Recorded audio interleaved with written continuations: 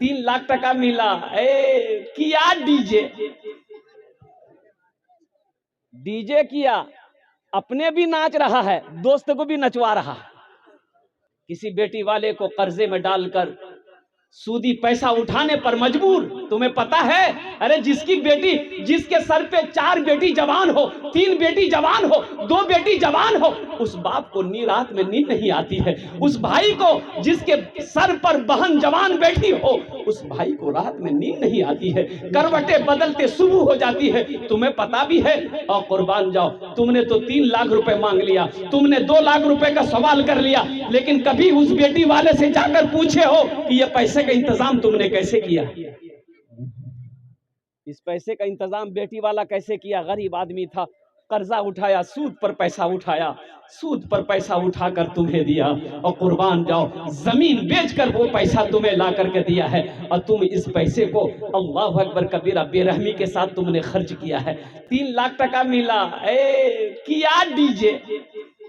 और अभी का डीजे ऐसा खतरनाक डीजे है कि अगर ढंग से डीजे बज जाए तो बुढ़वा सब नाचने लगेगा। अच्छा, हराम का पैसा। कुर्बान जाओ नौजवानों, ए नौजवानों। अच्छा, एक बात ये बताओ, जिस बेटी वाले से आप 3 लाख रुपए 2 लाख रुपए लिए हैं, तो जिस लड़की से आपकी शादी होने वाली है, उस लड़की को पता चलेगा ना कि मेरा शौहर, होने वाला शौहर, हमरे बाप से 2 लाख टका लिया है। उस लड़की को पता चलेगा कि नहीं चलेगा? अरे बोलो भाई, लड़की को पता चलेगा ना? तो बताओ, वो लड़की जब बीवी आपकी बन जाएगी, दिल से मोहब्बत करेगी? अरे बोलो ना भाई, दिल से मोहब्बत करेगी? दिल से मोहब्बत नहीं करेगी वो लड़की। वो लड़की बोलेगी ये लड़का बहुत लालची है, मेरे अब्बा से 3 लाख टका लिया है, मेरा अब्बा कर्जा उठा कर दिया। बताओ, वही लड़की बीवी बनकर तेरे घर आएगी, पैर दबाएगी? अरे बोलो ना, पैर दबाएगी, बदन दबाएगी, माथा दबाएगी, नट्टिए दबा देगी। बोला 3 लाख टका हम लोग वापस दिल को नट्टिए दबा दो। इसलिए वादा करो कि इंशाल्लाह ना जहेज लेंगे ना जहेज देंगे। कितने लोग तैयार इंशाल्लाह नबी के सुन्नत के मुताबिक निकालने? हाथ उठाओ इंशाल्लाह। आज जो ले लिए हो वापस नहीं होगा। ए दुनिया वालों छोड़ दो, ए दुनिया वालों छोड़ दो आदत जहेज की, ए दुनिया वालों छोड़ दो आदत जहेज की। अच्छी नहीं है रीत रिवायत जहेज की, अच्छी नहीं है रीत रिवायत जहेज की। सबसे बड़ा जहेज है दोस्तों दुल्हन, फिर इसके बाद कुछ नहीं कीमत जहेज की, फिर इसके बाद कुछ नहीं कीमत जहेज की।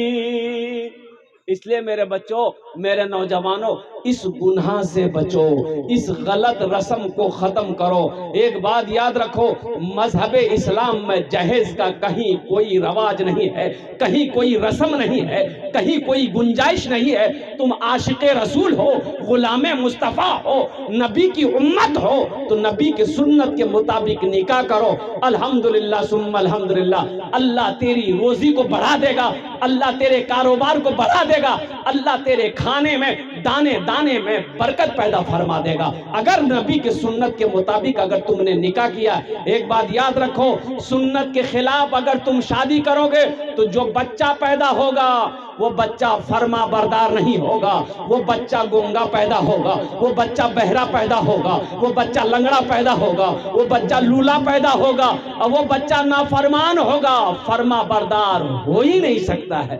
जब बूढ़ा हो जाओगे, यही बच्चा खुट्टा में बांध कर लट्ठी लेके सर का बाल उड़ाएगा। नबी के सुन्नत के मुताबिक निकाह करोगे, इंशाअल्लाह जो औलाद अल्लाह देगा नेक और साले औलाद पैदा होगी, वही औलाद परहेजगार बनेगी, वही औलाद मुत्तकी बनेगी, वही औलाद हाफिज कुरान बनेगी, वही औलाद आलिम दीन बनेगी।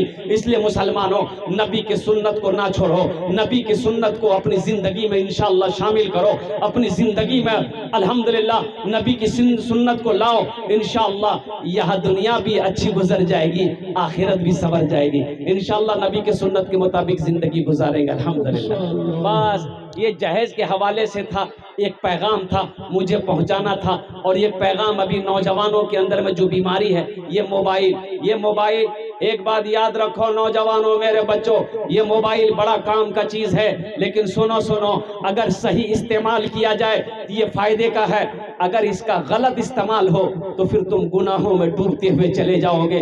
कसम खुदा की, ये दुनिया भी तबाह हो जाएगी, आखिरत भी बर्बाद हो जाएगी। अल्लाह कुरान में कहता है कि मोमिनों, जब तुम रास्ते में चलो तो अपनी निगाहों को नीची करो, अपनी निगाहों को, अरे बोलो भाई, ताक झांक छोड़ो, एकरो देखे छो, ओकरो देखे छो, ताक झांक छोड़ो, निगाहों को नीची रखो। एक बात याद रखना, ये अदला का बदला है। अगर तुम किसी की बहू बेटी को, बहन को गलत नजर से देखोगे तो तुम्हारी बहू बेटी भी महफूज नहीं रहेगी, तुम्हारी बहू बेटी बहन भी महफूज नहीं रहेगी। नौजवानों, इसलिए पाक दामन रहो, इंशाअल्लाह पाक बीवी मिलेगी। पाक दामन रहो, अल्लाह पाक बीवी देगा। अपने दामन को नापाक मत करो, नहीं तो फिर समझ लो कि नापाक औरत से मुलाकात हो जाएगी। हम कहते हैं ताक झांक करने की जरूरत क्या है? ठीक है, देखो पहली नजर माफ है, पहली नजर, अरे बोलो भाई, नहीं समझा भाई हो, पहली नजर। अब मान के रास्ते में चल रहे हैं, किसी के ऊपर नजर पड़ गई तो नजर को हटा लो, नजर को झुका लो, पहली नजर माफ है। घूर घूर के देखोगे माफ नहीं है, अल्लाह आंख निकाल लेगा। अब रही बात यह है कि पसंद है तुमको, कोई पसंद है तो निकाह करो। क्या करो? अरे बोलो ना भाई, निकाह करो। दूसरी पसंद है उससे भी निकाह करो, तीसरी पसंद है उससे भी निकाह करो, अब चौथी पसंद है उससे भी निकाह करो। अब इसके बाद भी अगर तुम्हारी पसंद खत्म नहीं हो रही, जिससे पता चल रहा है कि तुमको पसंद नहीं, खुजली की बीमारी है।